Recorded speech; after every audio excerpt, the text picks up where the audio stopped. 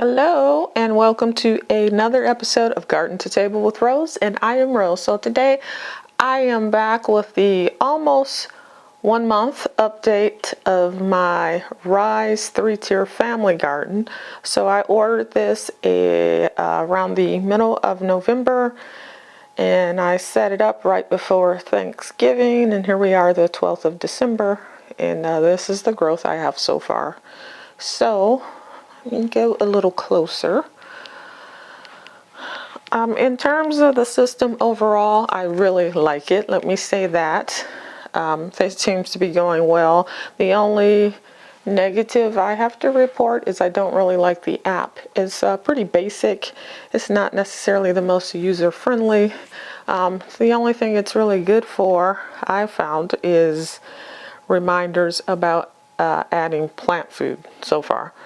And it seems it's set up on a time scale, just a general time schedule of once a week or something like that, or once every 10 days. It doesn't seem like it's anything specific to the plants you're growing. So really, you don't even need the app. I don't think it really serves much of a purpose. It is a way for you to quickly look at the water level and that kind of thing, but since mine is right in the living room, that's not necessarily helpful because there's an indicator right on the box there, right on the cabinet, that tells you the water level, those blue lights. So yeah, so app not so great. Unit is pretty good. I have my lights on a timer so that they're generally on overnight and when I'm not in the living room, like watching TV or whatever. So during the morning, early afternoon, they're on, and then they kind of go off about 2 o'clock or 3 o'clock, somewhere in there.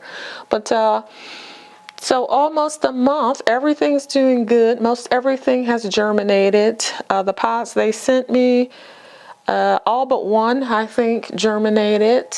They overseeded them, so that's nice. So you get something, and then you'll probably have to thin it at some point because you only want to really have one plant.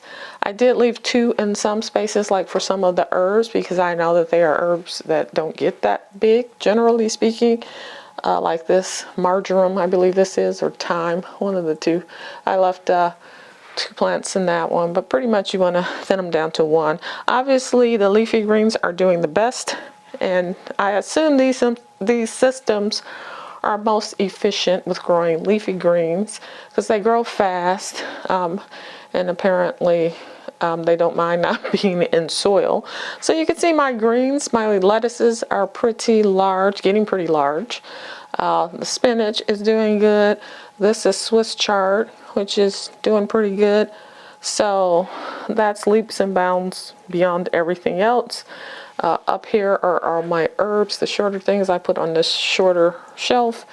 And the basil is coming along. There's 2 types of basil here. And the other herbs are very small. This is endive, I believe. I threw that up here. But they are coming along. And then the bottom row, this is more herbs, actually. And there are a few that have nothing yet. These are ones where I planted my own seeds, and for the ones that I planted with my own seeds, I only planted 1 or 2 seeds. I did not oversee them. So we'll see what happens with those. I'm going to give them a little bit of time. And then, I may replant them with more of the seeds, or I may leave a couple of these empty just to give room for the other ones to grow. So, and then I did plant a couple of extra up here in case something didn't germinate, but those haven't germinated either, so we'll see what happens. I did try 2 different methods of using my own seeds for this. I tried covering, I use my own seed plugs, seed starter plugs that you can buy prepackaged. I tried these little hydroponic covers that I got online from Amazon, of course, and they're okay. They're more useful when the plant gets a little bit bigger, like this Swiss chard, where the plant is covering, is big enough to fill in the hole, basically, that's there. It's a fairly large hole for the plant to grow through. And they don't fit flush onto the little pot, so that's an issue because it is raised, so you're still getting light under there. I found that wrapping the top of the seed starter plug in a little bit of foil and poking a hole in the center for the sprout to grow up through was the best method. And that's pretty much what they do with theirs. They put gold foiled on theirs from Rise Garden, and a little sticker that tells the name, which is convenient. What I did, as I said before, is I just printed out labels with my label maker. That's Prism Kale, which is supposed to be a miniature version. And then I just stuck those on to the little cups and stuck it down in there. I can generally tell most things, at least what vegetable or fruit it is, by looking at the true leaf. So I don't necessarily need those titles, other than if it's a particular variety that came out great and I want to grow it again or something. So the bottom row is where I put the tall things, and the only thing here that hasn't sprouted is a summer squash. It's like a miniature type summer squash that I put in there. So I don't know. I may plant that with another seed and try it again, or I may just leave that one empty to let this other stuff spread out. But this tomato plant here, it's a yellow tomato, is growing like gangbusters. The other peppers and tomatoes here are small, which I expect because they grow slow anyway, generally, the seedlings. And generally it takes tomatoes and peppers a long time here to mature. We can't put them in until it's hot, so end of May. And then it takes until the end of summer, usually, before you're harvesting a good amount of them. So I expected slow growth here. This one I'm a little concerned about because the leaves are curling up, and I don't know what that means in hydroponics. Outside, it would mean typically that maybe they weren't getting enough water, and they needed watering, but this is a hydroponic system, so that obviously isn't the issue. This thing just got fed according by the app, which was yesterday, I believe. So, it has the food. I've been using the stuff that came with the system. I am not going to use that going forward, though. I will use my own water-soluble fertilizer, is all it is. So, and I don't think I'll be buying more pots from them.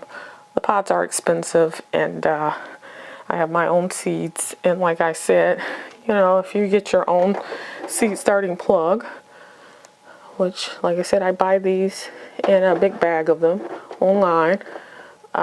Just make sure you try to cover the top with something, because you're trying to inhibit growth of algae and stuff. So you want anything that's not actually growing in the dark. I think you can definitely use your own stuff here, which would make it much more practical. So overall, I like the system.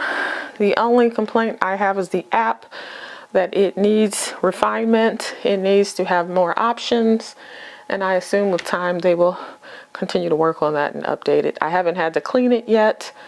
It has a countdown timer in the app, so it will tell me when it's time to clean, I guess, the trays and change out the water and all that. It is constantly on, so there's a constant sound of water kind of trickling, which for some people might be irritating. I don't know. For me, it doesn't bother me. I don't spend a lot of hours each day in this room, and it's a very soothing sound to me overall anyway. So I'm not bothered by that. And that's about all I have to say about this system. If you have any questions I can answer after only a month of using it, please leave them down in the comment section below. And if you haven't seen the first part of this, which was the unboxing and setup, go back and watch that. And I will come again with another update maybe in a couple of weeks. By then, the lettuce will definitely have been ready to harvest, I would think, and show you the growth on the system, what's happened. All right, until next time, bye-bye.